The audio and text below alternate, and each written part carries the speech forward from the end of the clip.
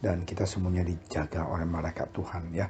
Percaya Tuhan akan menolong kita supaya kita semuanya sehat, agar kita memberkati kita, melindungi kita. Mari kita sama-sama berdoa sebelum kita baca firman Tuhan.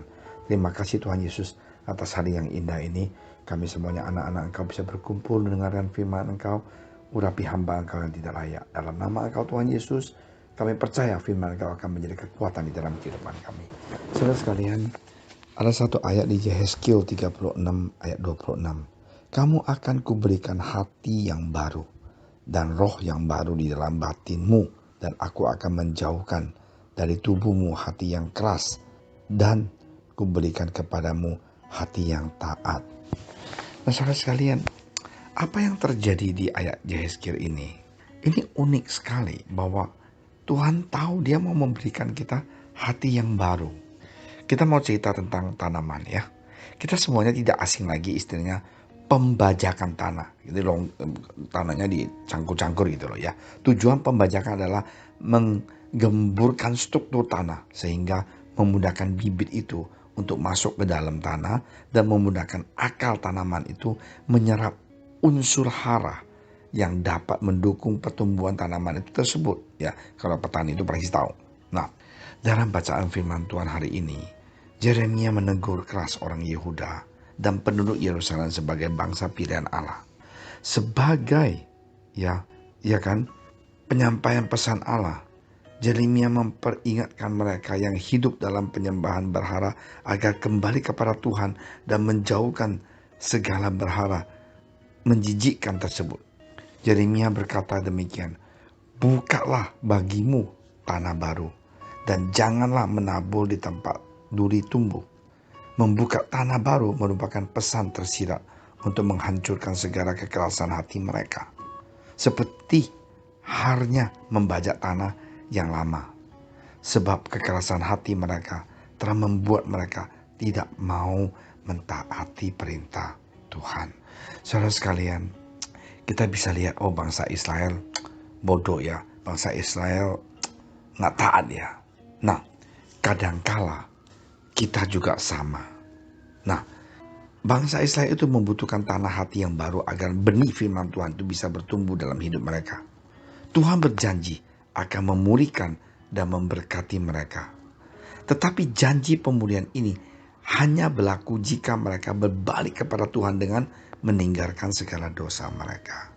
Ada orang bilang, Pastor Amin, saya tidak mau lagi melayani Tuhan. Percuma melayani Tuhan, karena hidup saya berantakan. Pekerjaan saya berantakan, usaha saya berantakan, ataupun pelajaran saya berantakan. Saudara sekalian, itu adalah keliru. Kalau kita merasakan kita melayani Tuhan, gala-gala melayani Tuhan, kita berantakan. Gala-gala melayani Tuhan, kita gagal. Nah, itu adalah pikiran bukan dari Tuhan, tapi dari iblis. Mari kita bangkit kembali dan katakan kepada Tuhan, Tuhan, memang hidup saya berantakan, keluarga saya berantakan, pekerjaan saya berantakan, usaha saya berantakan. Tetapi di dalam nama Engkau Tuhan Yesus, aku mau lebih dekat dengan Engkau.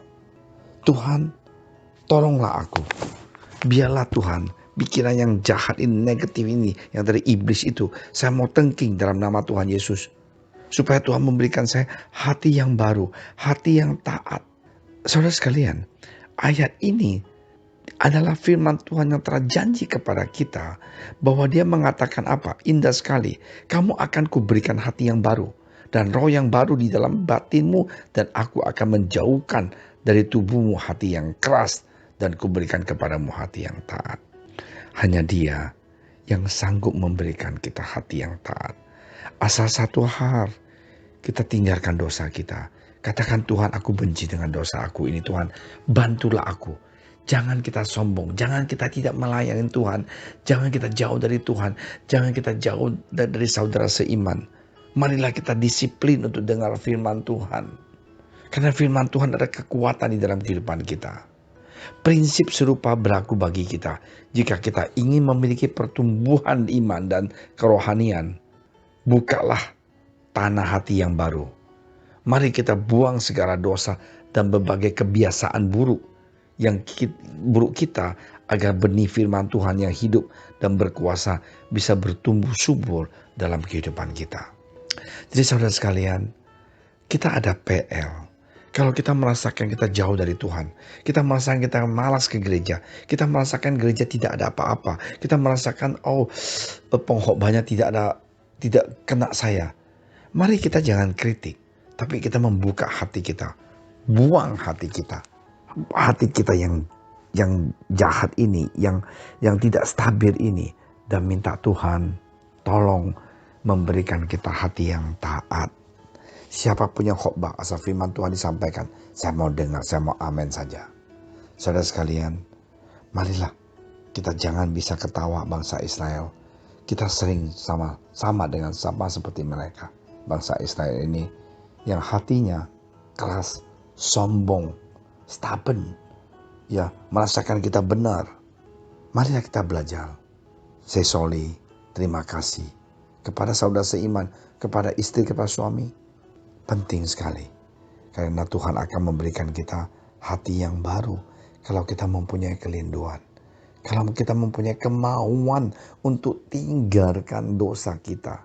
Kalau kita rindu untuk tinggalkan dosa kita, cukup rindu dan minta Tuhan tolong, kita akan menang atas dosa kita. Ya, mari kita sama-sama berdoa. Terima kasih Tuhan Yesus atas firman Engkau hari ini. Biarlah Tuhan hati kita ini sungguh bisa diperbaharui Tuhan. Gantilah hati kita yang keras, yang sombong, yang kurang percaya pada Engkau Tuhan, menjadi hati yang taat dan cinta pada Engkau. Hati yang senantiasa rendah hati Tuhan, siap untuk ditegur oleh Engkau. Terima kasih Bapa. Dalam nama Engkau Tuhan Yesus, kami telah berdoa. Engkaulah segalanya dalam kehidupan kami. Engkaulah pujian kami, sembah kami, pujian kami Tuhan.